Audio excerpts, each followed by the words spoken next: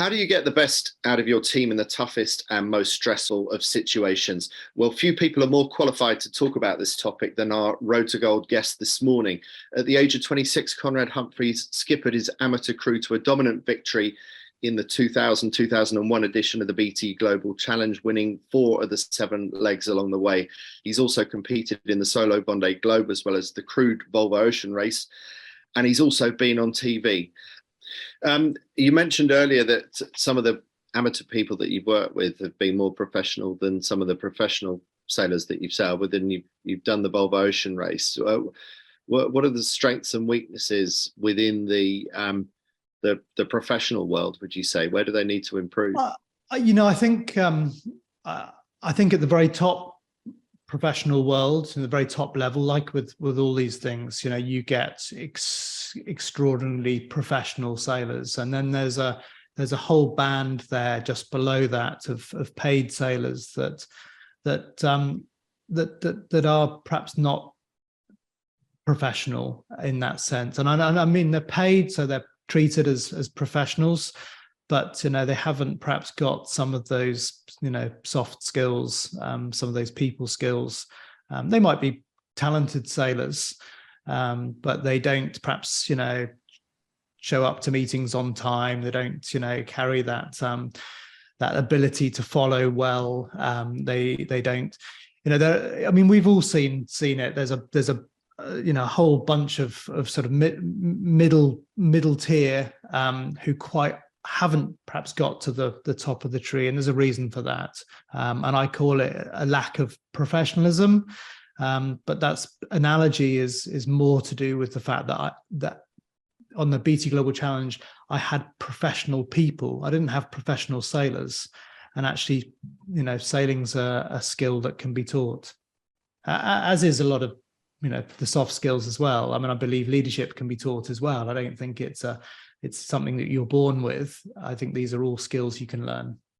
Well, presumably some people are born with it, and a lot of them, because they start from a higher base, end up becoming leaders because some of those skills came to them naturally. And we all know people in our lives who have a natural aura about them. But what's much more interesting is how leaders are made. And so just give us some more clues as to how you think people can go from being only followers to growing into leaders. I think we're seeing a huge amount about compassion and purpose at the moment. 2 really important words which probably 20 years ago would have not surfaced in leaders. Although actually, if we look at people like the Dalai Lama and maybe Gandhi and so on, they had huge amounts of compassion. But there's almost certainly leadership is very situational. I must keep stressing that actually as a leader, it's great to have a number of different strengths to the way you lead, and I really admire Grant Dalton. I think he's an exceptional leader, and I regard him as someone who has got that sort of that distance right. He can be quite tough, but he also, and these are perceptions, but also he can be on your side as well. But you've got to really win his respect to be there. I think you need to lead by example, and so that doesn't mean to say you need to be the best sailor on the boat, but you've got to put in your shift. You've got to be able to work as hard as anybody else, and I think that's important. There are sort of a number of things that leaders can do, but actually I think it's a team sport, and the best thing you can do is to encourage this having influence without authority. And again, it's an expression that not everyone has perhaps heard of, but we all have the capability to lead at certain times. And actually, if you can have influence without that authority, then that's an exceptional skill to have. And I think we see that in spades with Emirates Team New Zealand and some of the cup teams, where people can really influence the situation, even though they're not in charge. And that's an important trait to have. Conrad, I can think of times when I've been racing on the Solent in a keel boat as a navigator and made a bad call, and people at the front of the boat have made it very clear to me that I made a bad call. And I didn't find that very supportive at the time. It's really easy to want to show that you know better to somebody else when you're in that team environment. How much were you having to deal with that kind of sort of, oh, I know the answer, sir, kind of issue during something like the BT Global Challenge? Yeah, I mean, a fair amount, but largely in the early days when people are sort of just getting familiar with how we're going to take decisions. But again, having that shared structure really helped that, because it meant that I had effectively a number of people who could take that message and filter it through the rest of the group. There's a couple of other analogies I'd draw. I mean, first of all, in the Vendee Globe, when Hamish was talking about having your teammates around you, to pat you on the back. Of course, during the Vendee, that's the one thing that you don't really have. And I personally really struggled with my own mistakes. I would beat myself up for days and days on end. Struggle to get over, making small little tactical mistakes, and actually conversely never rewarded myself enough when I made good calls. And quite often that is the case with highly sort of, I guess, driven individuals. They take the negative and have this sort of egos on both shoulders, but very rarely sort of give yourself a metaphorical pat on the back for making a good decision. And actually, after I broke my rudder during the Vendee and was then 500 miles behind the last place boat when I left Cape Town, at the back of the fleet, with a completely different race course ahead of me, I was able to silence some of that noise in my head that was quite negative, because now my race was very, very different.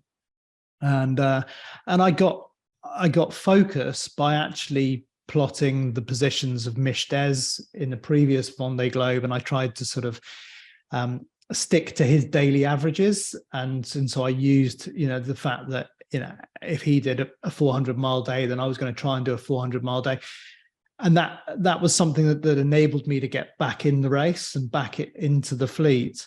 So I think it's the other thing is that when you're remote, you really require your teammates about you, and I think we saw during lockdown the real issues around people being isolated, not having that support network around them to sort of pick them up and sort of share those mistakes. Can I ask you a question?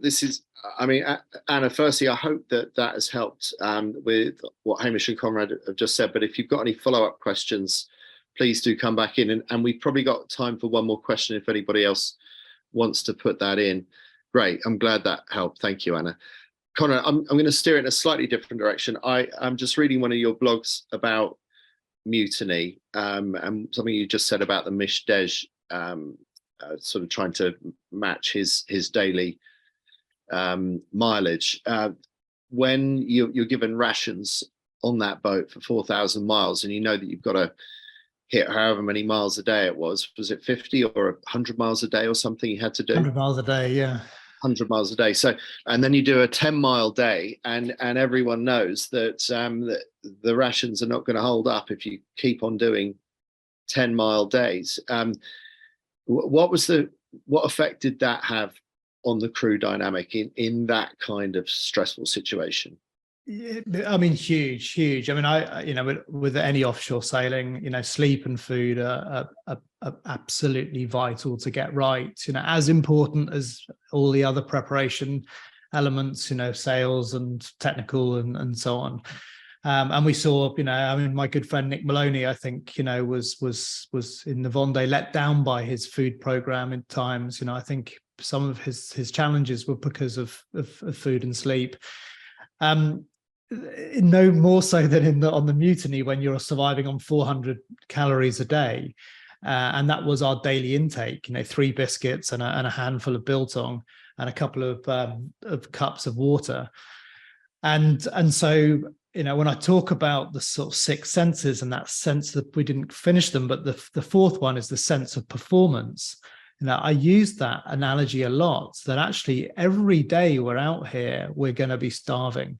If we sail fast, if we sail this boat, 100, 110, 120, I think our best run was 140 miles in a day, we're going to be out here for less time. And actually that's going to make a big difference to morale. So let's keep pushing the boat, even though it's a 17th century old open lugger. There's got to be a sense of performance. Otherwise, we're going to suffer more. There